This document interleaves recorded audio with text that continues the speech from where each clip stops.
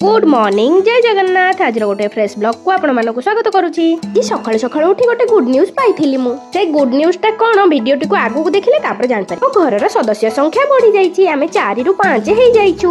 सकाळु उठिला माने तो गोटे काम आगो कोन रोसई हबो सेटा भाबा जाय। सेति भाई मु परिबा किछि बाहर करि आनथिले फ्रिज रो। साडू आसी देखिला बेल को हम लव बर्ड्स कर गोटे कुनी बेबी हेछि। तो आमे हेई गलु ना 4 रु 5। सब दिन सकाळु उठी तो मु तांको खाइबा पई देई हेले मु देखि नथिले जे से सेटे अंडा देइचंती आ अंडा कुनी बेबी आसी जाई। काहेकि ना एमिति झगड़ा करूचंदी सकाळु उठिला बेलकू मु जदी प्रूफ र सह आपनको न देखेबी आपण विश्वास करिवे। तापर मु सकाळु सकाळु देखिकरी मनटा बहुत खुशी हे जेतला। तापर मु लागि पड़थिले मोर रोसी कार्य काहेकि ना मते ऑफिस भी जिबार थिला, किछि टिफिन बनेबार थिला। आजिर लंच टा पूरा सिंपल थिला, भात और डालमा। सिंपल थिले कोन हबो, मते डालमा पई तो बहुत परिश्रम करिया पड़े काहेकि ना मते परिबा काटिबाटा बहुत ही कष्ट। कोन आपण मानकू भी सेमति लागे ना रोसी करबा थारु परिबा काटिबाटा बेसी डिफिकल्ट बोली मते कमेंट करी जणांतु। तो चैनल टी को सब्सक्राइब करी वीडियो टी को लाइक करो।